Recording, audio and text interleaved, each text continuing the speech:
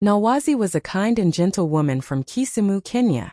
She grew up in a small, loving community where neighbors shared stories over tea, and her happiest moments were spent helping her mother cook. Since she was a little girl, she had one dream: opening a small restaurant of her own. She imagined a warm place filled with laughter, the smell of spicy stews, and the taste of homemade chapati. People would come not just to eat but to feel at home. When she met Thabani, a wealthy and charming businessman from Nairobi, she thought maybe her life was finally turning around. He promised her love, comfort, and support.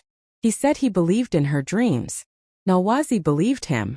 With hope in her eyes and love in her heart, she left her simple life behind to start a new one with him. But things changed the moment the wedding celebrations ended. Thabani didn't want a partner. He wanted a servant. He stopped pretending to be kind. He mocked her dreams, saying women belonged in the kitchen, not as owners but as workers.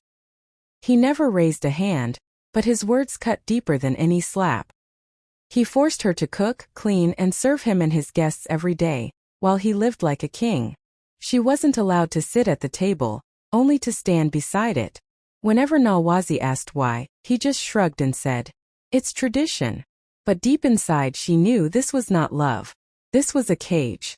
Nolwazi lived in one of the most expensive neighborhoods in Nairobi, Karen. Big houses lined the streets with beautiful gardens and tall gates. From the outside, her life looked perfect. People would see the mansion and think she was lucky, maybe even living her dream. But inside those tall gates, Nolwazi was trapped. She didn't sleep in the main bedroom with soft pillows or fancy sheets. Instead, she slept on a thin mattress on the floor in the servants' quarters, a small, cold room near the kitchen. Her clothes were old and faded. She woke up before the sun and worked until late at night. Every day she scrubbed the marble floors, cleaned every corner, and cooked large meals for Thabani and his endless visitors. They came dressed in suits and designer dresses, laughing loudly while she served them tea and food, like she didn't exist. None of them ever looked her in the eye. Some didn't even say thank you. They only saw her as the help, not the woman of the house. Thabani treated her no better.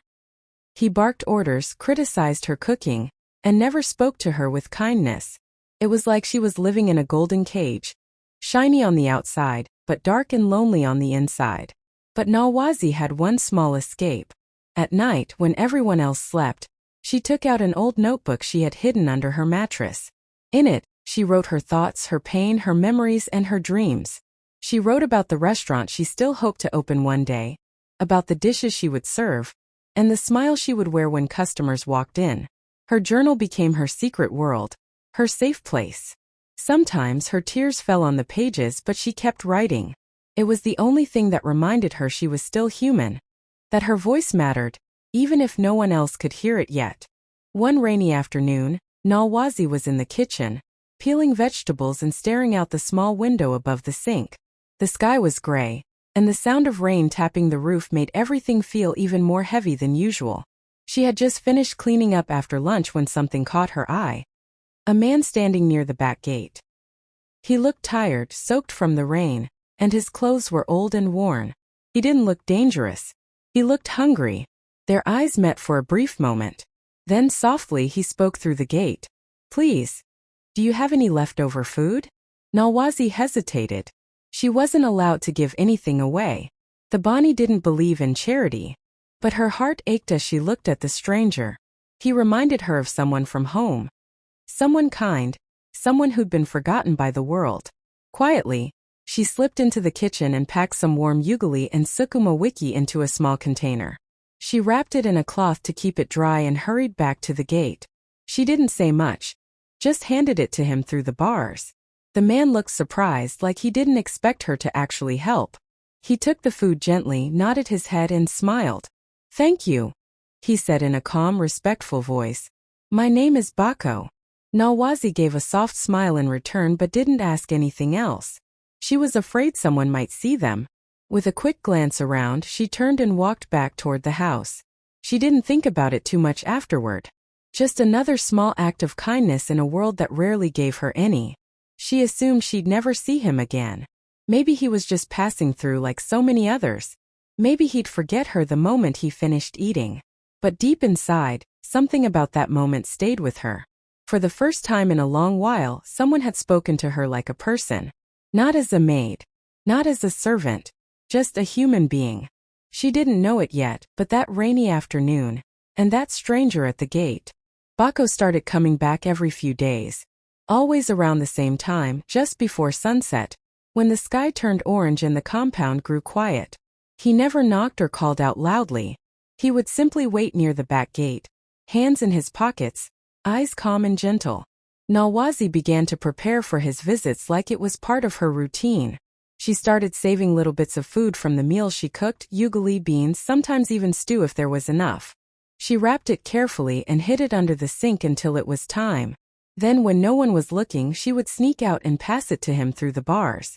They never spoke too long, always afraid someone might notice. But each time they shared a few words. Bako never asked for much. Instead, he listened. Nolwazi found herself opening up in ways she never had before. She told him about her life in Kisumu, about how she used to help her mother cook, about her dream of opening a small restaurant one day.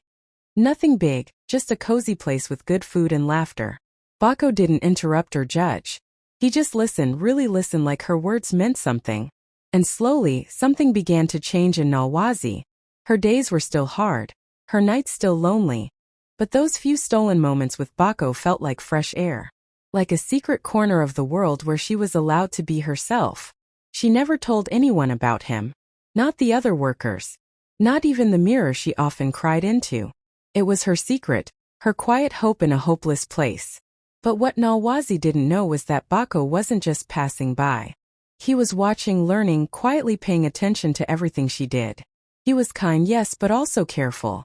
Behind his calm eyes was a purpose. He wasn't just there for food. He was there for her. He was testing her heart, her strength, her honesty. Because the world was about to offer her something bigger than she ever imagined. And in that little space between silence and spoken dreams, the house was full of noise, music, and laughter. Thabani was throwing himself a grand birthday party. Loud guests, expensive wine, and gold decorations everywhere. The whole compound smelled of roasted meat and perfume. People wore their best clothes, flashing smiles that didn't reach their eyes. But while everyone celebrated, Nolwazi stood in the kitchen, buttoning up a maid's uniform Thabani had thrown at her earlier that day. He hadn't even said it softly. "Put this on. You're serving tonight." She had looked at the uniform in silence. Her heart sank, but she didn't argue. She knew there was no point. So she tied her apron, held her head high, and stepped out into the crowd carrying trays of drinks like a stranger in her own home. Guests barely looked at her. Some snapped their fingers at her. One even called her the help, and waved her off like she was dust. But Nolwazi kept moving, her face calm, her hands steady. Even though inside, everything felt like it was breaking. Then came the worst moment. Thabani clinked his glass to get everyone's attention. "Ladies and gentlemen," he announced proudly, pulling a woman forward. "Meet my real partner, the woman of my dreams." The woman smiled and leaned into him. The crowd clapped. Nolwazi stood frozen at the edge of the room, holding a tray, her eyes burning. Not one person noticed her. Not one person knew that she was his wife. Or maybe they did and just didn't care. Thabani didn't even glance her way. Nolwazi's hand shook, but she didn't let the tray fall. She didn't cry. She refused to give him the satisfaction. Quietly, she stepped back, disappeared into a corner, and took a deep breath to stop the tears that pushed at her eyes. Unnoticed by everyone, in that same corner someone else was watching. Bako. He stood quietly, dressed in simple clothes, blending into the crowd. His eyes didn't leave Nolwazi. He saw it all, the uniform, the cold stares, the fake smiles, the pain in her eyes. The next morning, everything felt different. The sky was clear, but Nolwazi felt a strange weight in her chest. She went about her chores as usual, sweeping the front steps, preparing breakfast, and cleaning up after the party mess. Her body moved, but her mind was far away. She kept glancing toward the back gate, hoping to see Bako's familiar figure standing there, waiting quietly like he always did. But he didn't come. Not that morning. Not in the afternoon. Not even at sunset. By evening she started to worry. Had something happened to him? Did someone see them talking? Her heart beat faster with every passing hour. She waited until it was dark, then walked quietly to the gate, hoping to find him or at least some sign. First there was nothing. Just silence and the soft rustle of the wind. But as she turned to leave, something caught her eye. Tucked into a small crack in the gate's metal frame was a folded piece of paper. Her hands trembled as she pulled it out. The paper was slightly damp, like it had been placed there earlier that morning. She opened it slowly. There were only a few words written in neat handwriting. Soon they will see who you are. Stay strong. Nolwazi stared at the note for a long time. Her heart was racing. She didn't know what it meant exactly. Who would see her? What was coming? And where had Bako gone? She felt a mix of emotions: fear, confusion, and something else she hadn't felt in a long time: hope. Someone had seen her. Not as a maid, not as a servant, but as a person. And even though he was gone, Bako had left something behind. Not just the note, but a feeling. Like her story wasn't over yet. That night, she sat on her thin mattress and held the note close to her chest. She didn't cry. Instead, she whispered the words to herself over and over. Stay strong. She didn't know what was coming. But for the first time in a long while, she believed maybe, just maybe, her life was about to change. It was a quiet afternoon. Nolwazi was in the kitchen, washing dishes, her mind still thinking about Bako and the note he had left behind. Days had passed, and he hadn't returned. She tried to stay strong just like the note said, but it was getting harder. Life in the mansion went on like nothing had changed, except something deep inside her had.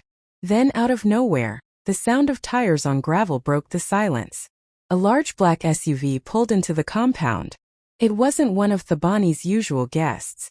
The car was sleek, polished, and important looking. Everyone stopped what they were doing. A man in a dark suit stepped out, holding a folder. He walked up to the front steps and asked firmly, "I'm looking for Madame Nolwazi." Everyone froze. Thabani laughed coldly. "You mean the maid?" he scoffed. "What business would you have with someone like her?" But before the man could answer, another car rolled into the compound. This one was even grander. A deep blue luxury vehicle that gleamed in the sunlight. The driver stepped out and opened the back door. And there he was. Bako. But not the tired man in old clothes Nolwazi had fed at the gate. This Bako was clean-shaven, dressed in a sharp three-piece suit. He wore polished shoes and walked with quiet confidence. His presence was so strong, it made everyone stop breathing for a moment. Gasps filled the air. People started whispering. "That's him," someone said. "That's the billionaire from Nigeria." Thabani's smile disappeared. His face turned pale. "What?" Bako looked straight at him, then past him, to Nolwazi, who had just stepped out of the house, her hands still wet from washing dishes. Their eyes met, and for the first time she saw him as he truly was. He gave her a small nod, like he had been waiting for this moment. No one moved. No one spoke. The woman Thabani had treated like a shadow was now the center of everything. And suddenly, all the power in the room didn't belong to the man with money. The compound was silent. All eyes were on Bako as he stepped forward in his sharp suit, calm and confident. Nolwazi stood frozen near the doorway, still trying to understand what was happening. This was the same man she had fed by the gate, the one who had listened to her dreams. But now he stood tall, powerful, and clearly someone important. Bako looked at Thabani with steady eyes. "You once laughed at a small food company. Remember?" he said calmly. "You said street food was for the poor. That only real men deal in money, not meals." Thabani blinked, confused, embarrassed. He stammered. "Wait. What are you talking about?"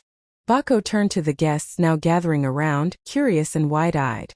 "Well," he continued, "that small company is mine. I built it from the ground up. And now it feeds millions across Africa. We've just launched a global women empowerment initiative to find women who rise through struggle and turn pain into power." People began to whisper again, stunned. Bako paused for a moment, then looked directly at Nolwazi. His voice softened. "I came in disguise to find a real story. Someone who didn't just talk about strength but lived it. Someone kind, brave, and full of vision, even when the world tried to crush her." Then he smiled. "And Nolwazi will be our face." Gasps filled the air. Then click, click, click, camera flashes lit up the compound. Several journalists stepped out from the SUV. They had been waiting for this moment. Nolwazi stood still, her eyes wide, her hand covering her mouth. She couldn't believe it. Thabani's mouth hung open. He looked like the wind had been knocked out of him. She? Her? He mumbled, not knowing what else to say. Bako turned back to him, calm but firm. Yes. The woman you ignored. The one you tried to silence. The one who kept her kindness, even when you gave her nothing. Nolwazi slowly stepped forward, the camera still flashing. For the first time, people were looking at her not as a servant. Nolwazi could hardly believe what was happening. One day she was serving tea in silence. The next she was boarding a flight to Lagos, Nigeria. Her name printed on a first-class ticket. She kept staring at it the entire flight, whispering to herself, "This is real. This is really happening." When she arrived in Lagos, everything felt like a dream. She was welcomed by a warm team of professionals who treated her with kindness and respect. No one looked down on her. No one barked orders. They listened when she spoke, smiled when she shared ideas, and cheered her on during training sessions. For the first time, Nolwazi's voice truly mattered. Bako had kept his promise. He placed her at the center of a bold new project. A restaurant chain run entirely by women, celebrating African flavors and stories. They called it Nolwazi's Table. She thought the name would change, but Bako insisted. The world needs to know who you are. First she was nervous. She had never managed a business before. But she had heart. She had recipes and most of all, she had a story the world was hungry to hear. She brought her mother's dishes to life. Simple meals like ugali na sukuma wiki, spicy tilapia, sweet mandatsi, and gave them a beautiful twist. People came in for the food but stayed for the feeling. Every restaurant felt like home, like healing. Soon news outlets picked up her story. Journalists from Kenya, Nigeria, and even the UK came to interview her. From servant to CEO, one headline read, "The woman who fed a stranger and changed her life," said another. She sat in rooms she once only dreamed about. Conference halls, business meetings, even television studios. She learned to sign deals, give speeches, and lead teams. But through it all, she never forgot where she came from. Every time she walked into a new restaurant opening, she made sure to greet the kitchen staff first. She told them, "This place belongs to all of us. No one is invisible here." The lights were bright, and the room was full of powerful women from across Africa. Leaders, entrepreneurs, artists, and changemakers. It was the Women's Empowerment Gala in Johannesburg, and Nolwazi stood at the center of it all. Dressed in a graceful gold gown, she looked nothing like the woman who once scrubbed floors in silence. But her heart, her spirit, that was still the same. When they called her name to speak, she took a deep breath and walked to the stage.